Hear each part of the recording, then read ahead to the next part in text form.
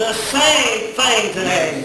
I can remember back several years ago, 20-some years ago, maybe closer to 30, or maybe even back in 30-some years ago, I can remember being a young lad in the church, and I can remember in the prophecy how important that it was, what the assembly minutes meant. I can remember how important that it was when the overseer, the state overseer, came to the state, my friend. He was about getting everything accomplished that had been passed at the General Assembly. It was important what the General Overseer thought. It was important what the General Overseer had boosted. It was important what the General Secretaries had put forth. It truly was. And I can remember that in pastoring back in those days, we got so spoiled. I truly can. I can remember that you didn't have to go that far in the States to find a church that you belong to. I can remember getting married and moving 1,100 and something miles and a church being in the city where we moved to. I can remember the Sunday school lessons being the same. We studied before Sunday what our lesson would be, and when we got there, it would be that way. My friend, listen to me. We can get spoiled, and spoiledness sometimes can become ruin. It truly can. But I say we need togetherness like never before. We need love and fellowship like never before. And yes, we must teach and preach the same. And our goal must be the same. Amen. Friend, we are family today. We are family today. It does not matter if you come from Ohio. It does not matter if you come from Tennessee or here in Kentucky or West Virginia or Virginia. But my friend, we are family today. It is important that we have unity like we need in order to accomplish what we need to accomplish. Oh, I don't want you to think that I'm grumbling or complaining tonight, this evening, because I truly am not. I am very happy today. But all I say, when everybody works together, it is so much easier to get done what we need to get done. But I say we need the mind of Christ today. I say we need to think of Christ today. I say we need to march forward in the power of His might today. And I say that it's His will that matters above all wills today. It truly is.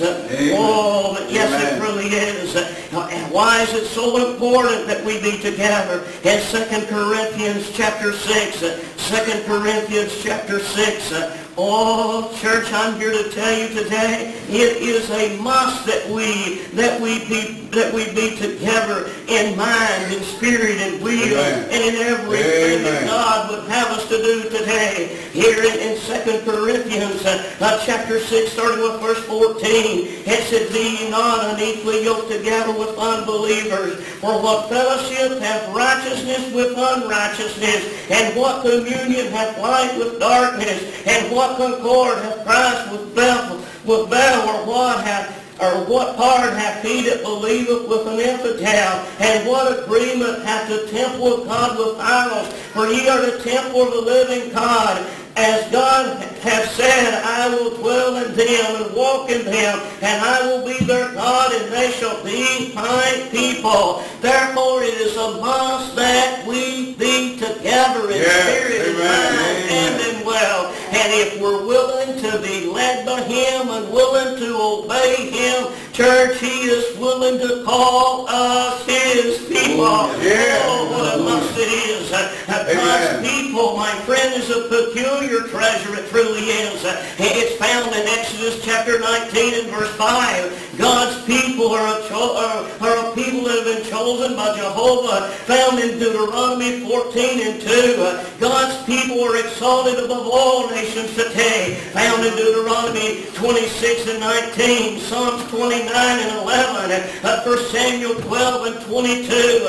God's people are guided like a flock, found in Psalm 78 and 52, 78 and 52, and Psalms 103.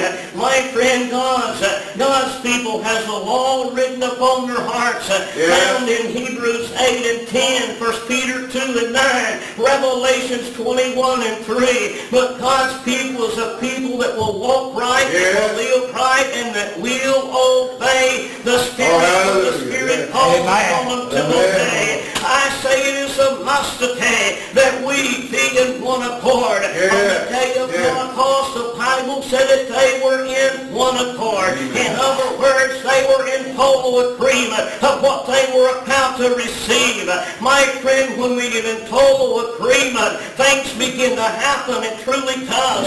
When you're called a fast at a church and everybody feels the fast, you will see a movement that'll come from nowhere except heaven itself. But I can recall years ago pastoring in the prophecy, as we call it, and I remember if the overseer had a pastor that was not in agreement with Brother Thomason. My friend, you didn't pastor. That's just the way that it was. I can remember when you filled out your report, if you said you didn't agree with the assembly, all the assembly rulings, they wanted to know immediately why you did not agree with. I can remember if you did not agree with something from headquarters, my friend, they would remove you because you was corrupt to the rest of the body. Listen to me, church. It is important today that we see eye to eye. It is important today that we hear the same thing, my friend, and that we be on the same commission. That's so important today.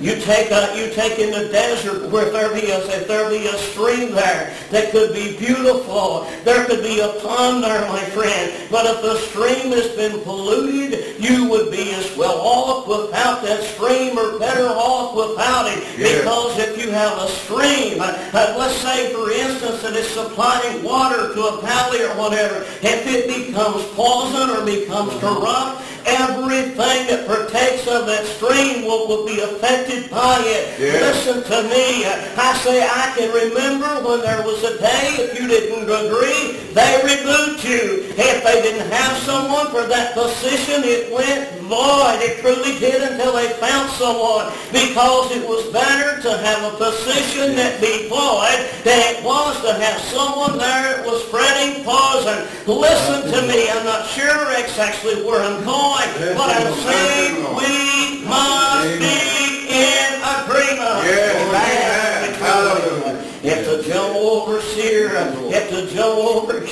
feels that it should be good enough for you and for me, I'm saying if he feels it should be good enough for you and for me. And if it starts from there, and if he be the man of God, then there should be no question. I can remember being a young lad picking up pop bottles and scrubbing the mud out that we used to use under a canvas for the tobacco beds and different plant beds that we used to sow in the spring. I can remember when they said they needed mission money. There was a fire that started within us. I can remember when there was a fear that came over me as a young lad, that I was afraid not to obey, that I was afraid with a godly fear that something might happen if I did not obey, or if I held back my part. Listen to me, it's time, church, that we get back to those days. And under those days, listen to me, the church grew like it never grew before.